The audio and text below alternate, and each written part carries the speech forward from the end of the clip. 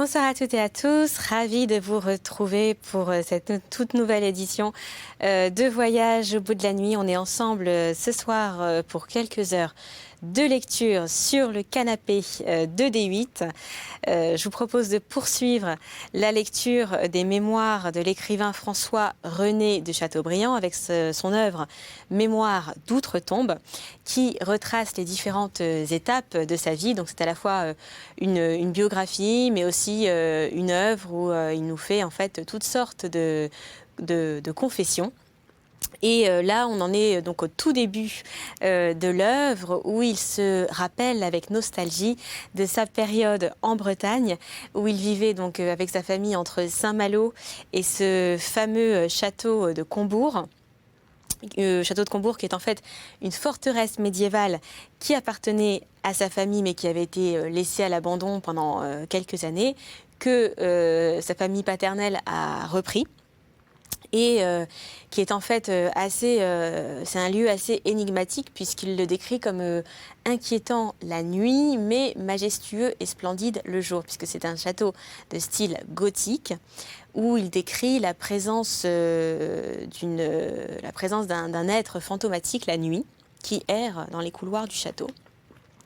Mais au-delà de ça, il se confie également sur ses relations familiales, sur les déboires de son père, sur sa relation très complice et très fusionnelle avec une de ses sœurs qui s'appelle Lucille. Et aussi nous parle de ces fameuses longues promenades en solitaire dans les parcs et les forêts avoisinants au château. Et en fait, c'est ces longues périodes lorsqu'il était enfant où il se promenait seul qui apparemment l'aurait guidé vers l'écriture, en tout cas lui aurait donné envie d'écrire. Il aborde aussi ses questionnements et ses doutes par rapport à la religion et à l'existence de Dieu qu'il remet complètement en question, jusqu'au jour où il tentera de mettre fin à ses jours, mais la balle miraculeusement ne partira pas du pistolet. Et il voit en cela en fait un message du divin. En fait, il pense que Dieu s'adresse directement à lui. Et c'est à partir de cette anecdote, en fait, si on peut dire, qu'il va se tourner avec beaucoup de ferveur vers le catholicisme. Et justement, ce sera donc une partie très importante, un élément très important de sa vie. Il va ensuite aller pour un séjour de quelque temps à Paris, juste après la Révolution française, donc post-1789, où il entamera une carrière littéraire, politique également, avant de partir en bateau pour l'Amérique et de nous raconter en détail sa rencontre avec Napoléon de Bonaparte, où il a à son égard un sentiment assez mitigé puisqu'il ressent en fait à la fois de la fascination pour l'homme, pour l'empereur, mais pour l'homme également, mais aussi une certaine forme de crainte et d'inquiétude vis-à-vis du personnage qu'il décrit tout simplement comme atteint de mégalomanie. Voilà, donc il finit en retraçant en fait les derniers moments de sa vie, où il se confie en fait sur ses inquiétudes, mais également ses considérations, ses opinions sur l'avenir potentiel de la France à l'aube du 19e siècle, puisqu'il nous quittera quand même en 1848 à l'âge de 80 ans, ce qui était quand même assez âgé pour l'époque. Pour l'heure, on reprend la lecture, on repart tout de suite en Bretagne, donc fin 18e. Et je vous propose aussi de rester sur D8, bien évidemment, pour cette lecture, mais de nous rejoindre dès à présent sur les réseaux sociaux. Pour cela, c'est simple, c'est pratique. Vous connaissez le principe, tout simplement. Ça va s'afficher juste là, en bas de votre écran. Vous tapez #VBN. Voilà, je vous propose de rester avec nous pour poursuivre la lecture. Très, très belle nuit à vous tous sur D8.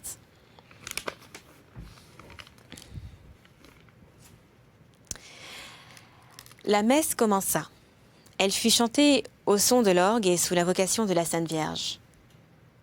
À l'offertoire, de religieux me conduisirent avec ma nourrice et mon frère de lait au pied de l'autel. Nous nous mîmes tous les trois à genoux. Le célébrant se tourna vers moi, lut sur ma tête des prières en m'imposant les mains. Après quoi, on me dépouilla de mon habit blanc, de ma ceinture bleue et de mon scapulaire qui furent suspendus en ex-voto dans une chapelle devant l'image de la Vierge. On me revêtit d'un habit de couleur. Le prieur prononça alors un discours sur la sainteté et l'efficacité des vœux. Il rappela l'histoire de ce comte de Chateaubriand qui, passé dans l'Orient avec Saint-Louis, accomplit à son retour un vœu qu'il avait fait pendant son esclavage chez les Sarrasins. Il me dit que je visiterai peut-être aussi la Terre Sainte, cette Vierge de Nazareth à qui je devais la vie par l'intercession de ces prières du pauvre, toujours si agréable à Dieu. Il m'exhorta à vivre en bon chrétien et en honnête homme comme cet ancien gentilhomme, mon parent. Quand cela fut fait, on acheva de célébrer la messe. Ma mère communia après le prêtre, et très certainement ses vœux cherchèrent à détourner sur moi les grâces que cette bénédiction devait répandre sur elle. Combien il est essentiel de frapper l'imagination des enfants par des actes de religion. Jamais dans le cours de ma vie je n'ai oublié le relèvement de mes vœux. Il s'est présenté à ma mémoire, au milieu des plus grands égarements de ma jeunesse. Je m'y sentais attachée comme à un poids fixe, autour duquel je tournais sans pouvoir me dépendre. Depuis l'exhortation du bénédictin, j'ai toujours rêvé le pèlerinage de Jérusalem, et j'ai fini par l'accomplir. Il est certain que la plupart des actes religieux, nobles par eux-mêmes, laissent au fond du cœur de nobles souvenirs, nourrissent l'âme de sentiments élevés et disposent à aimer les choses belles et touchantes que de droit la religion n'avait-elle donc pas sur moi? Ne devait-elle pas me dire « Tu m'as été consacré dans ta jeunesse, je ne t'ai rendu à la vie que pour que tu devinsses mon défenseur.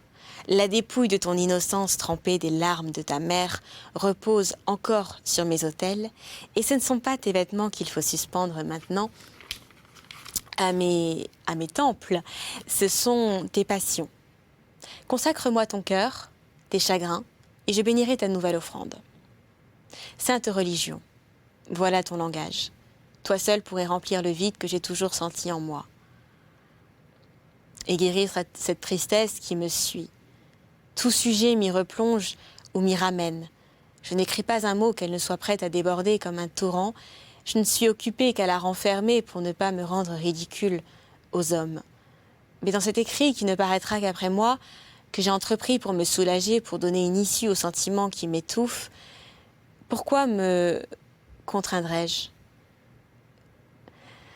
Rassasions-nous de nos peines secrètes, que mon âme malade et blessée puisse à son gré repasser ses chimères et se noyer dans mes souvenirs.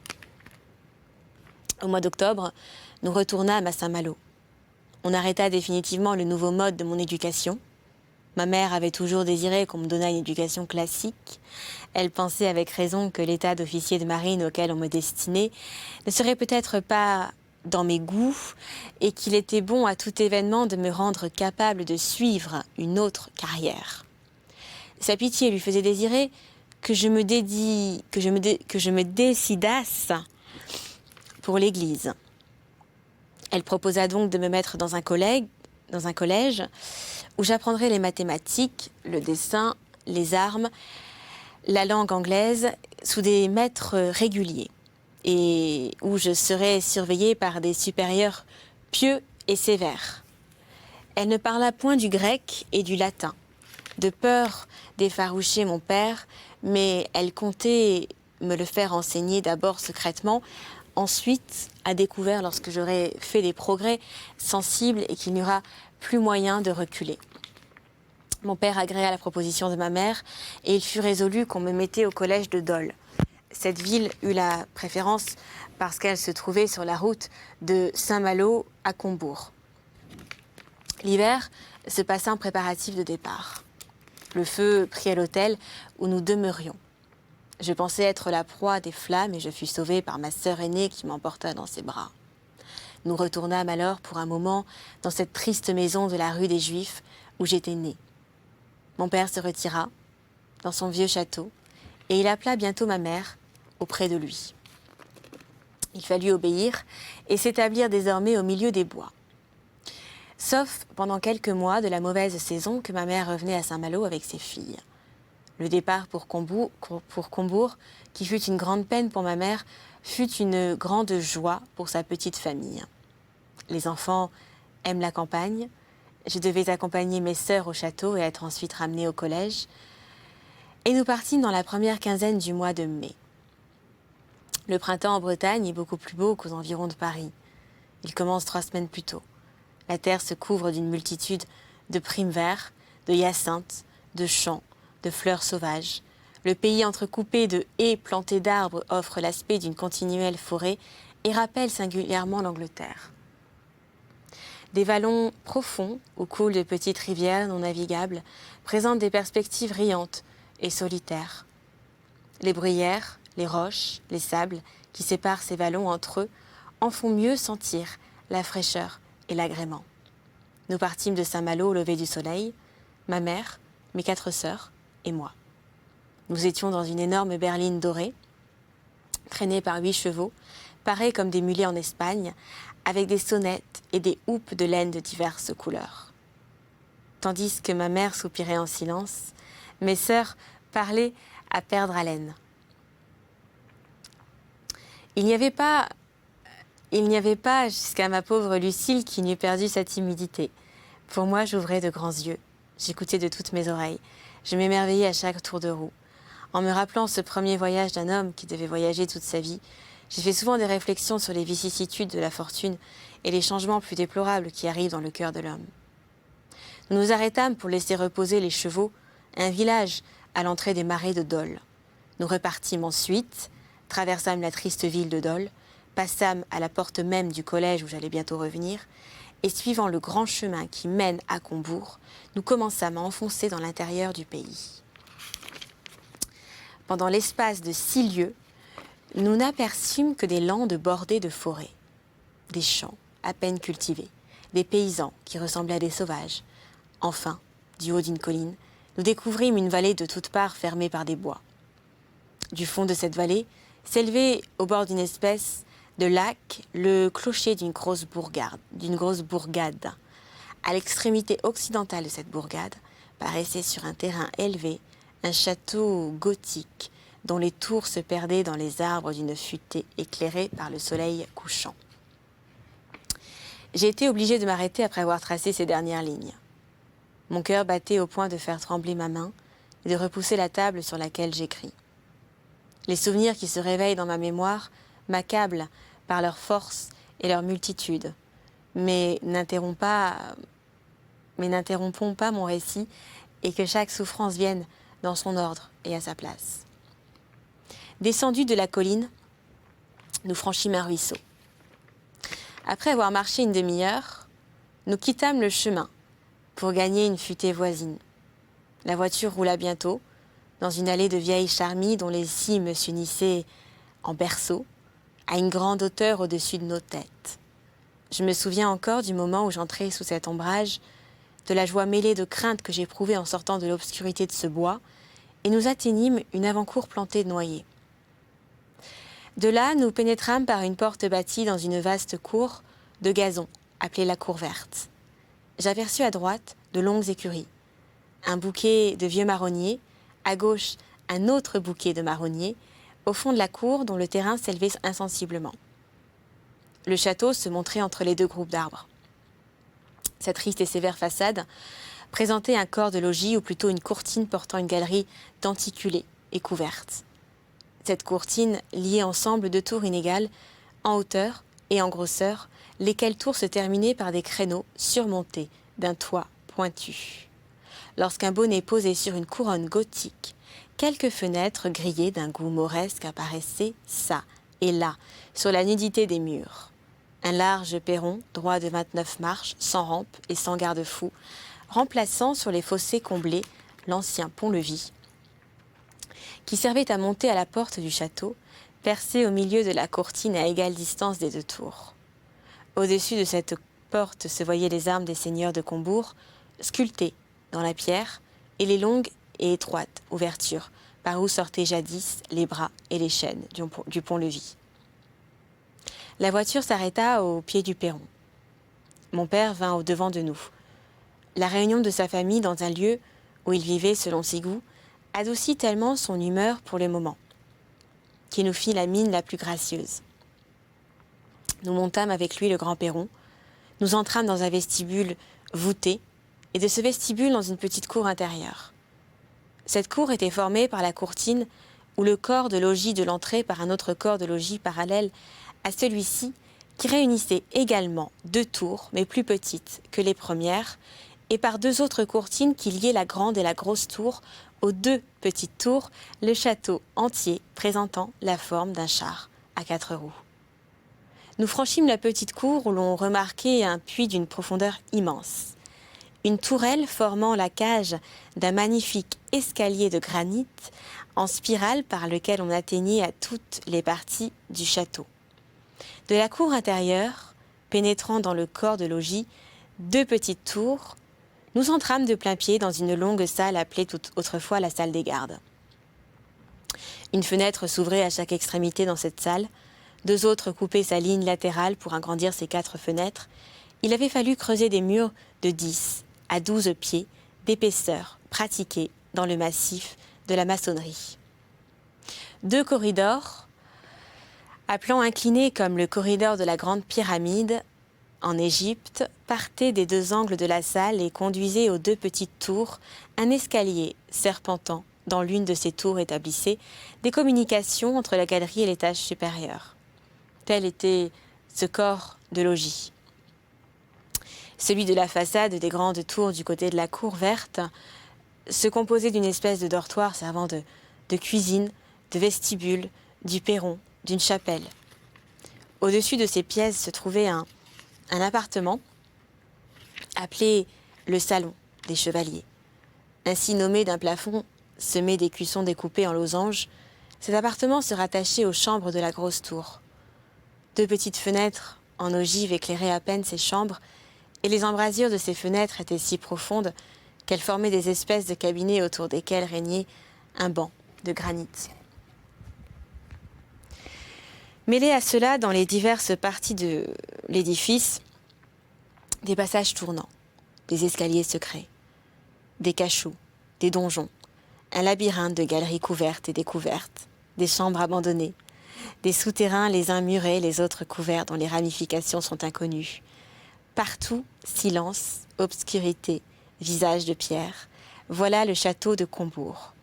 Un large et bon souper servi dans la grande salle où je mangeais sans frayeur et sans contrainte termina pour moi la première journée heureuse de ma vie. C'était le bonheur à peu de frais. À peine fus-je éveillée le lendemain que j'allais visiter les dehors du château, prendre possession de la solitude. Le perron faisait face au nord, et quand on était assis sur le perron, on avait devant soi la cour verte. Au-delà de cette cour, un immense et long potager étendu entre 2 futaies. L'une à droite s'appelait le Petit Mel, et c'était celle qui rejoignait le chemin de Dole. L'autre, à gauche, était connue sous le nom de Grand Mel. Celle-ci, où j'ai passé ma première jeunesse, était un grand bois de chênes, d'hêtres, d'ormes, de châtaigniers. Madame de Sévigné vantait en 16. Ces vieux ombrages, depuis cette époque, 140 années avaient été ajoutées à leur beauté. Du côté opposé, c'est-à-dire du côté du midi, le paysage offrait un tout autre tableau. Par les fenêtres de la grande salle, on apercevait le haut clocher de la paroisse et les maisons confuses de Combourg. Ensuite, un long étang aussi grand qu'un lac, la chaussée de cet étang sur laquelle passait le grand chemin de Rennes. Un moulin, une prairie couverte de troupeaux séparés de l'étang par la chaussée, et le long de cette prairie, un joli hameau dépendant d'une abbaye. Depuis l'étang, le terrain s'élevait par degrés, formait un amphithéâtre de forêt d'où sortaient les clochers de villages et les tourelles de quelques gentilshommières. Sur un dernier plan de l'horizon, entre le couchant et le midi, les hauteurs de Béréchel se profilaient comme une petite montagne isolée. Une terrasse bordait le pied du château de ce côté, passer en tournant derrière les écuries et aller rejoindre le jardin des bains qui communiquait à la grande futée. Ma première apparition à Combourg fut de courte durée. 15 jours, s'étaient à peine écoulés que je vis arriver l'abbé Porcher, principal du collège de Dole, et on me remit entre ses mains, et je le suivis, malgré mes pleurs. Livre 2. En arrivant au collège, je fus confiée aux soins particuliers de l'abbé Le Prince qui professait la rhétorique et possédait à fond la géométrie. C'était un homme d'esprit, d'une belle figure, aimant les arts et peignant assez bien le portrait. Il se chargea de m'apprendre mon bezou. L'abbé Ego, régent de 3e, devint mon maître de latin. J'étudiais les mathématiques dans une chambre auprès de l'appartement de l'abbé Le Prince et j'allais travailler au latin à la salle d'études. Il fallut quelque temps à un sauvage de mon espèce pour s'accoutumer à la servitude d'un collègue et pour régler ses mouvements au son d'une cloche. Je ne pouvais voir les prompts amis que donne sur le champ la fortune, car il n'y avait rien à gagner avec un pauvre polisson qui n'avait même pas d'argent la semaine. Je ne m'enrôlais point non plus dans une clientèle, car je hais les protecteurs. Dans les jeux, je ne prétendais mener personne, mais aussi je ne voulais pas être menée. Je n'étais bon ni pour tyran, ni pour esclave, et je suis restée telle toute ma vie. Il arriva pourtant que je devins assez vite un centre de réunion. J'ai éprouvé dans la suite à mon régiment la même chose. Simple sous-lieutenant que j'étais, les vieux officiers venaient volontairement passer la soirée chez moi et préféraient mon appartement au café. Je ne sais pas à quoi cela tient en moi, si ce n'est peut-être à ma facilité à entrer dans l'esprit et à prendre les mœurs des autres. J'aime autant chasser, courir, danser, fumer une pipe au bivouac, jouer au domino dans un café, que j'aime à étudier ou à écrire. Il m'est indifférent de bavarder des choses les plus triviales ou de causer sur des sujets un peu plus relevés. Je suis très peu sensible à l'esprit et j'ai l'horreur des prétentions. Aucun défaut ne me choque. Je trouve que les autres ont toujours sur moi une supériorité quelconque. Si je me sens par hasard un avantage, eh bien j'en suis tout embarrassée. Depuis que j'ai acquis une malheureuse célébrité, il m'est arrivé de passer des jours et des mois entiers avec des personnes qui ne se souvenaient plus que j'avais fait des livres. Moi-même, je l'oubliais si bien que cela nous paraissait à tous une chose de l'autre monde. Écrire aujourd'hui m'est odieux. Non que j'affecte un sot dédain pour les lettres, mais c'est ce que je doute plus que jamais de mon talent, et que les autres ont si cruellement troublé ma vie que j'ai pris mes ouvrages en aversion. Quelques amitiés, quelques qualités naturelles que ma première éducation avait laissé dormir en moi s'éveillèrent au collège. Ma facilité au travail était remarquable, ma mémoire extraordinaire. Je fis des progrès rapides en mathématiques, où j'apportais une clarté de conception qui étonnait l'abbé Le Prince. Je montrais en même temps un goût décidé pour les langues. Le rudiment supplice des écoliers ne me coûta rien à apprendre, et j'attendais l'heure des leçons de latin avec une sorte d'impatience, comme un délassement de mes chiffres et de mes figures de géométrie. En moins d'un an, je devins fort 5e. Une chose assez singulière, c'est que ma phrase latine se formait si naturellement en pentamètre que l'abbé Ego m'appelait en riant l'élégiaque. Ce nom pensa me rester parmi mes camarades. Quant à ma mémoire, en voici bien 2 traits. J'appris par cœur la table des logarithmes du Kepler.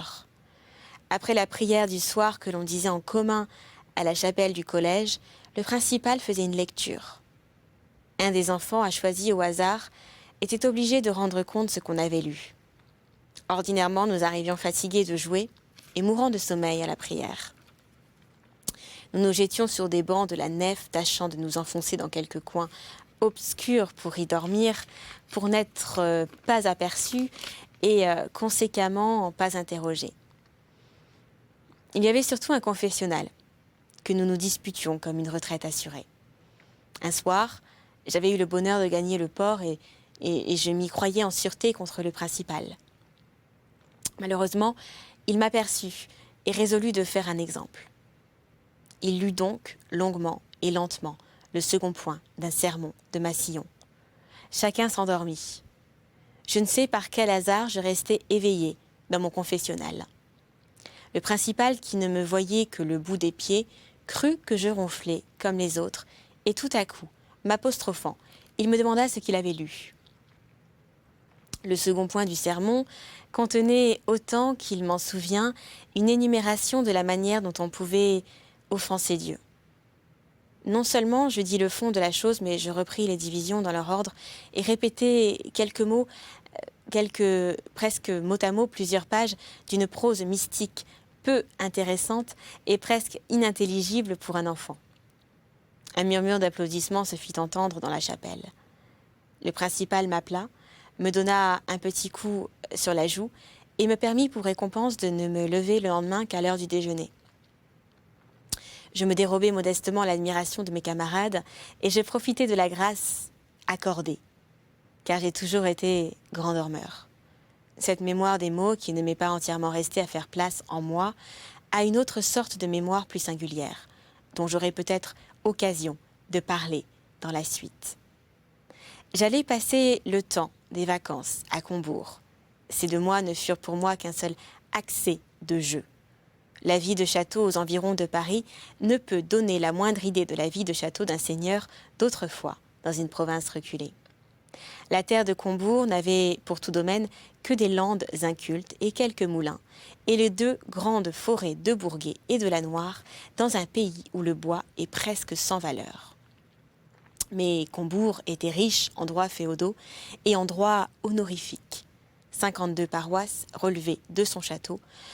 Son revenu annuel avant la Révolution, qui s'était élevé quelquefois par le produit des lots et ventes à 70 et 80 000 francs, et il est tombé au-dessous de 10 000 après la suppression des droits féodaux. Ces droits étaient de diverses sortes. Les uns déterminaient certaines redevances pour certaines concessions, ou fixaient des usages nés de l'ancien ordre politique. Les autres ne semblaient avoir été dès l'origine que des divertissements pour le seigneur et ses vassaux. Mon père, en arrivant à Combourg, avait fait revivre quelques-uns de ces derniers droits pour prévenir la prescription. Lorsque toute la famille était encore réunie, nous prenions une grande part à ces amusements gothiques. Les 3 principaux étaient le saut des poissonniers, la quintaine et une foire appelée l'Angevine. Le saut des poissonniers tirait son nom d'un droit par lequel les marchands de poissons étaient obligés, à la Saint-Jean, de sauter dans l'étang du château et de lutter ensemble plongés dans l'eau jusqu'à la ceinture. Des paysans en sabots, en brais, en saillons, de peau de brebis ou de chèvre, les cheveux longs et éparses, hommes d'une France qui n'est plus, regardaient ces jeux d'un autre siècle. Il y avait un prix pour le vainqueur et une amende pour le vaincu. Je vous propose de s'arrêter là pour cet épisode, mais on va se retrouver très prochainement pour la suite. D'ici là, n'oubliez pas qu'on vous attend directement sur les réseaux sociaux, vous pouvez nous écrire. Pour cela, c'est simple, vous allez directement donc sur Twitter ou Facebook en tapant #VBN. C'est pas tout, puisque il y a une petite nouveauté pour cette rentrée, et oui, puisque la direction de l'émission a décidé de vous, téléspectateurs, de vous donner la parole. On aurait envie de vous lire sur un thème bien précis.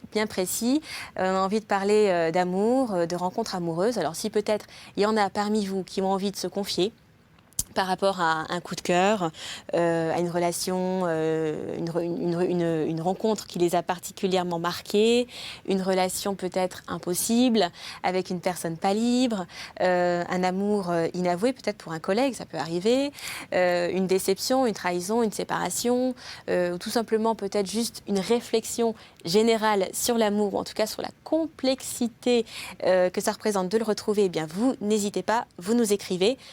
Facebook Laura Guézen officiel ou directement la page Voyage au bout de la nuit ou encore par voie postale ici dans les studios de l'émission à Boulogne-Billancourt. Et je serais particulièrement ravie pour ceux qui en ont envie, anonyme ou pas, de partager votre histoire ici, dans l'intimité du canapé, de Voyage au bout de la nuit. Pour l'heure, je vous embrasse, je vous dis à très vite. J'attends vos lettres, vos courriers et vos petits messages. Et je vous souhaite une très très belle nuit sur D8. À bientôt.